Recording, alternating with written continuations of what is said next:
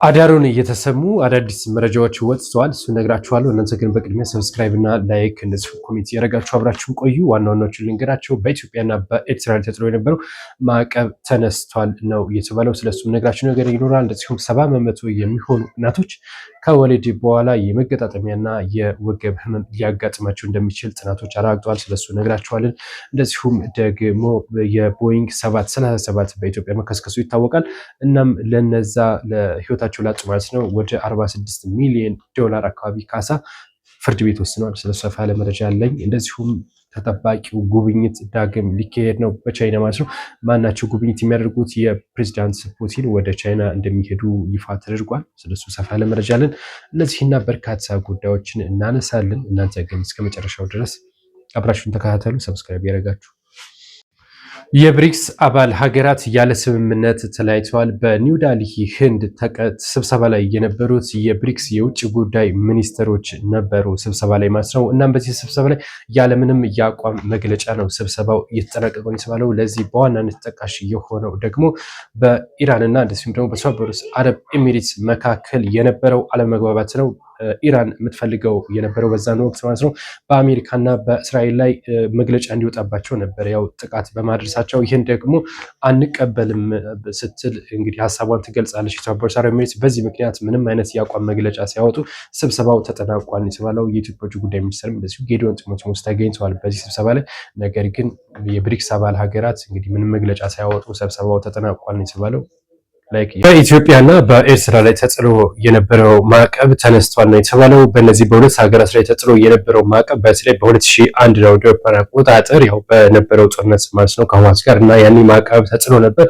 በጆ ባይደን ጊዜ ነበረ ይህ ማዕቀብ የተጣለው። አሁን ግን በተሰማ መረጃ በዶናልድ ትራምፕ ማለት ነው። እናም ይሄ ማዕቀብ እንዲነሳ ተደርጓል። ዶናልድ ትራምፕ በተለይ በቀይ ባህር ያላቸውን ግንኙነት ማጠናከር ይፈልጋሉ እና ለዛም ተብሎ ነው ይህ ማዕቀብ የተነሳው ተብሎ የተነገረ የሚገኝ በአንዳንድ የፖለቲካ ተንታኞች ማለት ነው። ከዚህ ጋር በተገናኘ ግን ኢትዮጵያና ኤርትራ በቀይ ባህር ያው ያላቸው ውዝግብ ይታወቃል። ይህ ማዕቀብ ከተነሳ በኋላ ግን ወደ ሌላ ግጭት መግባት እጅግ ከባድ እንደሚሆን ጭምርም እንደዚሁ ተንታኞች ገልጸዋል። እናንተ በዚህ ጉዳይ ምናልባት ምን ሀሳብ አላችሁ? ነገር ግን የሁለቱ ሀገር የጦር ማዕቀብ በተለይ የጦር መሳሪያ ማዕቀብ ነበር በዋናነት ማለት ነው።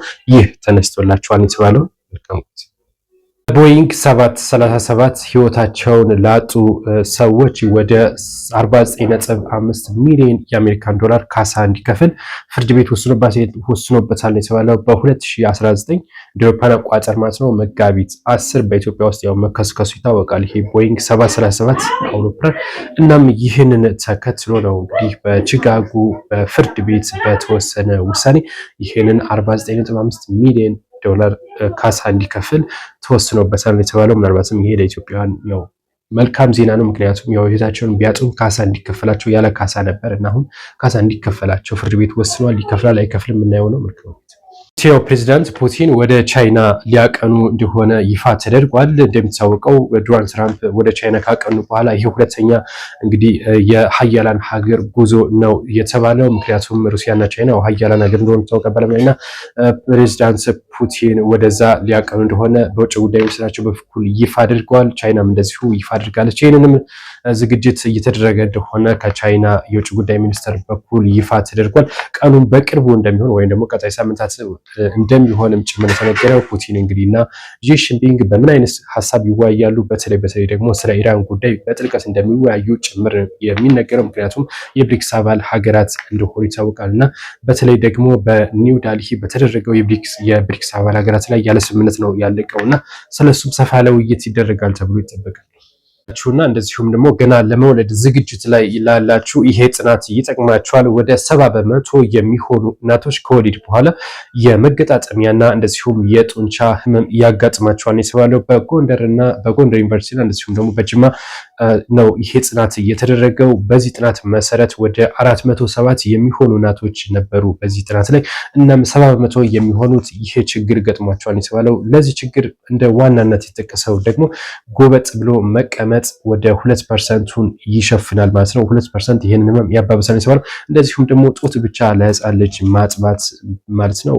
ይሄም እንደዚሁ ወደ 4% ይህንን ህመም ያባብሳል ነው እየተባለ ያወጡት። ማጥባት ከምን ያክል ጊዜ እንደሆነ ታውቁታላችሁ እና ለረጅም ጊዜ ይህን ማድረግ እንደዚህ ያባብሳል ህመሙ ተብሏል። ይህ ጥናት እንግዲህ እነዚህን በተለይ ለመከላከል ደግሞ የአካል ብቃት እንቅስቃሴ በማድረግ መከላከል እንደሚቻልም ባለሙያዎች ጠቅሰዋል።